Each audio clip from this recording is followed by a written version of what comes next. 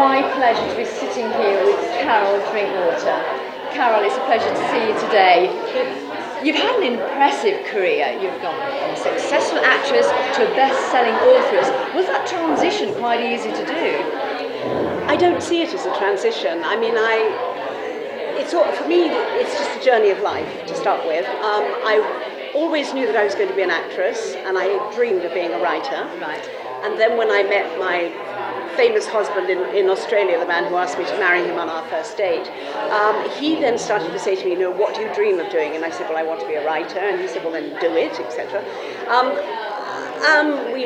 I wrote The Haunted School, which we made into a television series, which won the Chicago Film Festival Gold Award for children's, young people's films. And then Penguin put me under contract, and suddenly it was happening. I mean, that book sold back then about 150,000 copies, which pre-Harry Potter was phenomenal. It was kind of happening before I knew it was happening, and it was just the next thing that was happening in life. Like now I'm doing something else, and my life just seems to roll. It's like a stone that just keeps on going, and I can't continue kicking it on down the hill, and something happens. Snowboarding, definitely, yeah. And you had such attraction for France, and obviously attraction for a Frenchman is actually the truth, where it began. Here we are, we stand corrected. So that's what drew you to France, obviously. And obviously there's this passion for olives, and anybody who's had olives knows how difficult and hard work and the commitment you need to cultivate olives. Please tell me more about that. Well, after I met Michel and he asked me to marry him, about 6 months later he was down here for the television festival, invited me down for a week. I'd been looking for what I described as my house by the sea all over the world, and I thought, well, I'll look down here while he's busy doing what he's doing. And I went into the estate agents along the Croisette, and they said to me, what do you want? And I said, the house by the sea. And they said, mais bien sûr, madame, this is the south of France. Of course. And they said, how much have you got to spend? And when I told them, they said, not for that money, madam. So by the end of the week, I wasn't put off. I went in each day, and by the end of the week, I went up in. They said, come into the hills because there's nothing on the coast. And we found this property, this ruined olive farm and vineyard, which was a jungle. I mean, the trees were covered beyond the height of this room in here. As a project. As a project, absolutely, as a project. I mean, it was a ruin, and it was 8 times my budget, but we fell in love with it, and we decided to go for it. So it took us 2 years to cut the land back, and then we found we had 68 400-year-old olive trees. Goodness.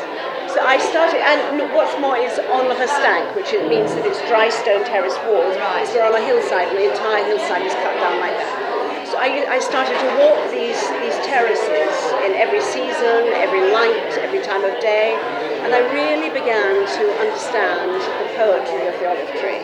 I mean, I think nature is very poetic anyway, and I'm an earth girl. I was born on an Irish farm, and I'm a Taurus, and all those kind of things. But I'd never really, other than walking through olive groves in Greece in my young days, but then I began to understand the value of these trees, but we couldn't harvest them because I didn't know anything about it. And then an old chap came to buy some wood from us, his name was René, and he said, what are you doing with your olive trees? And I said, nothing. Don't know what to do. And he said, well, I'm retired, and that's what I do. I help people farm their olive trees. And he did a deal that was terrible with us, but, terrible. He got 2/3 of everything, we got 1/3. Yeah. Of course. Provençal wine. Yes. But we started, and he taught me all the early stuff of everything I began to know. And then from there, the journey's gone on. I've been around the Mediterranean, and I worked for the UNESCO. I mean, it's just snowballed into this extraordinary long-term project. The books you've written tell and speak of a personal journey, and also this amazing love that emanates from the words in your book. Tell me more about that. Well, the love was, first of all, for a man. Then I fell in love with this area and the olive tree and the way of life down here. I mean, it's... Now, you appeared in the charming BBC production, All Creatures Great and Small. And it is that small creature that I want to focus on with you, because you have such an involvement with bees as well. How did that happen? Well, there came a time during our story, during the books, as it were, I'd wanted bees, and we found that because we travel so much, and I'm always away, it wasn't impossible. And then I found a beekeeper living down here, but inland, who wanted to winter some of his hives close to the sea. So we made an arrangement, and he bought 14 hives and kept them on our land.